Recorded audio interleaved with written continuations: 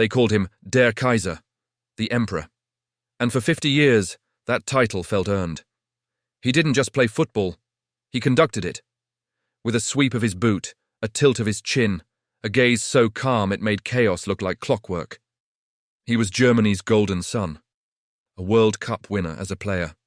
A World Cup winner as a manager. The man who personally delivered the greatest show on earth to his homeland and stood grinning in the summer sun as the whole world applauded.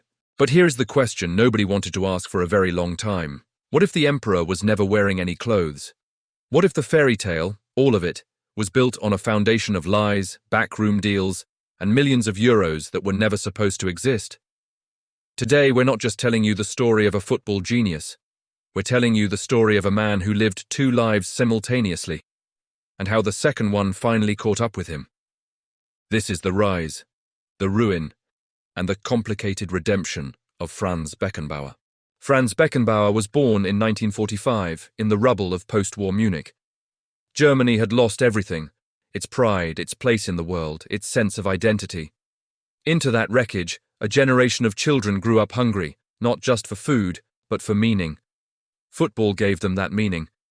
By the time Franz was 15, youth scouts at Bayern Munich were already whispering his name. He was a defender who didn't defend like a defender. He carried the ball. He orchestrated play. He invented, on the fly and in real time, an entirely new position that the football world would eventually name the libero, the free man.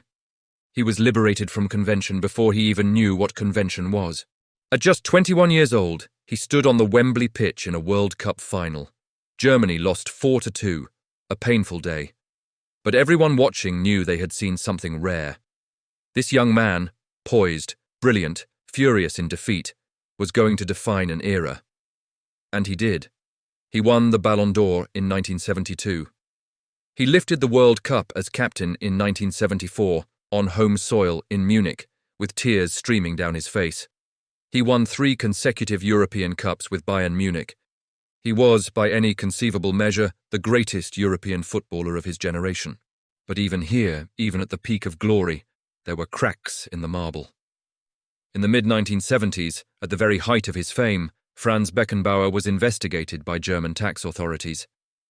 The details were kept quiet at the time, but the truth eventually surfaced. He had failed to properly declare substantial earnings and was forced to pay back approximately 1.8 million Deutsche Marks in unpaid taxes. The German press was furious, but it was hushed up. He was too big to damage, too important to the national identity. And so, in 1977, when Beckenbauer announced he was leaving Bayern Munich to join the New York Cosmos, playing alongside Pelé in America, many of his friends understood the real reason. He wasn't just chasing a sporting adventure, he was running. In America, he was a celebrity, untouched by German scandal, free from scrutiny, beloved by a new audience that knew only his elegance and nothing of his problems at home. He stayed 4 years, he reinvented himself, and when he returned to Europe, the story of the tax investigation had been buried so deep that most people had simply forgotten. He had escaped once. But the habit of using money as a tool, of keeping things hidden, of moving through shadows, that habit never left him. Fast forward to 2006. The World Cup comes to Germany, and it is magical. Beckenbauer had led the bid to bring it home. He had lobbied, charmed, and travelled the globe. He was the face of German football diplomacy. And when Germany won the right to host, in a vote in July 2000, the country treated him like a national saviour. For 9 years, the summer of 2006 was remembered as one of Germany's greatest modern moments. Joy, openness, colour, celebration, and Beckenbauer was its architect. Until October 2015, when Der Spiegel published an investigation that changed everything. The report alleged that a secret fund of approximately 6.7 million euros had been established, and that this money had been used to purchase the votes of 4 Asian members of the FIFA Executive Committee. Germany had beaten South Africa by just 1 vote. 12-11. That single margin of victory that launched Germany's fairy tale. The allegation was that it was bought. The money trail was extraordinary in its complexity. The funds came from Robert Louis Dreyfus, the billionaire CEO of Adidas. He loaned the money to the German bidding committee in 2000. When repayment came due in 2004 and 2005, the organizing committee didn't pay him back directly. Instead, they transferred $6.7 million to a FIFA account in Geneva, claiming it was for a cultural gala at the Berlin Olympic Stadium. The gala never happened. The money was then routed to a Zurich account controlled by Louis Dreyfus. It had travelled in a complete circle, using FIFA itself as the laundering vehicle, but the trail went deeper still.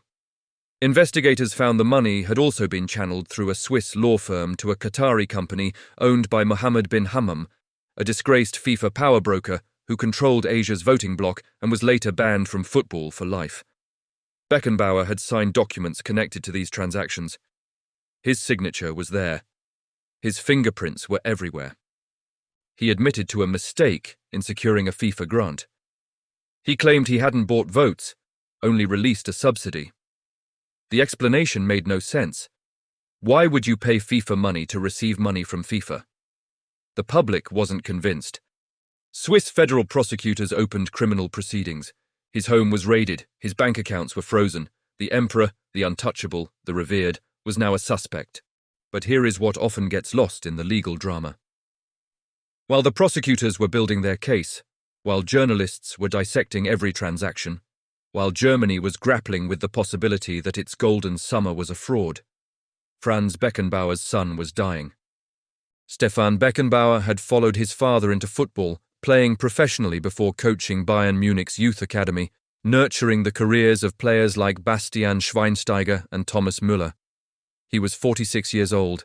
He had a wife, he had children, and he had a glioblastoma, one of the most aggressive brain tumours known to medicine. As the illness progressed, Stefan lost his speech, then his consciousness. Franz, who had spent decades away from home, consumed by football and fame, sat at his son's bedside. He had told interviewers years earlier that he regretted prioritizing his career over his family during Stefan's childhood. This illness had brought them back together. He was making up for lost time. On July 31, 2015, Stefan Beckenbauer died. He was 46 years old. 2 months later, Der Spiegel published its investigation. Franz Beckenbauer was forced to defend his life's work, his legacy, and his freedom, while simultaneously grieving the loss of his child. His longtime friend Uli Hoeneß later said it plainly. The death of Stefan and the rumours about the World Cup had broken something in him. Since then, his health had deteriorated. The peace, Hoeneß said, which he sadly couldn't enjoy in recent years. The peace. That word is devastating. After 2015, Beckenbauer's physical health collapsed with frightening speed. In 2016, open heart surgery. A year later, a second heart surgery. In 2018, a hip replacement. The man who had floated across football pitches like a dancer now struggled to walk across a room. In 2019, an ocular infarction stole the sight in his right eye entirely. And then came the cruelest blow of all.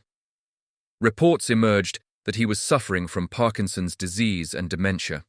The sharpest mind in German football, the tactician, the diplomat, the strategist, was losing his memory, his identity, himself. His defense team submitted medical certificates arguing he was no longer fit for interrogation, that questioning could be life-threatening, that his testimony was unreliable. The trial dragged on, delayed by the pandemic, delayed by illness, delayed by time itself. Until April 2021, when the Swiss Federal Criminal Court made its announcement. The statute of limitations had expired. The alleged crimes occurred in 2005.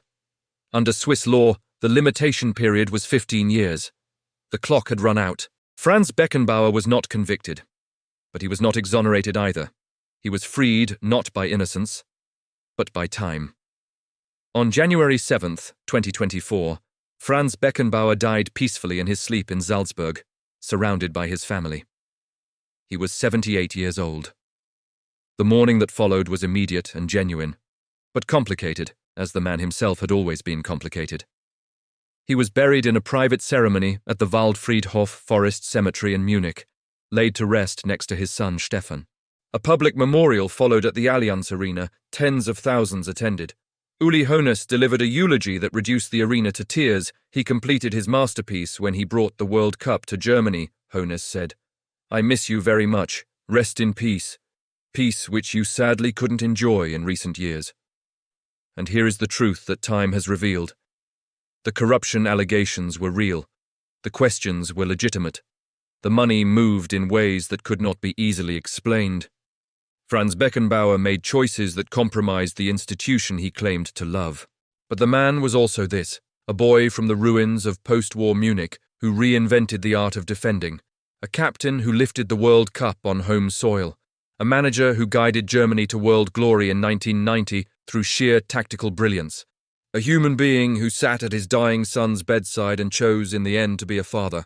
His final written words, published just weeks before his death in December 2023, were a foreword for a book about the 1990 World Cup. He wrote about camaraderie, about joy, about how you can only truly succeed if you are having fun. Simple words, human words. Words from a man who, underneath the emperor's robes, was just a kid from Munich who loved football.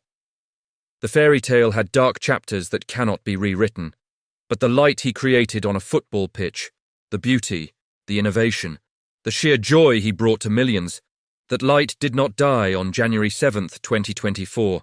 That light is permanent, and that is the legacy that matters.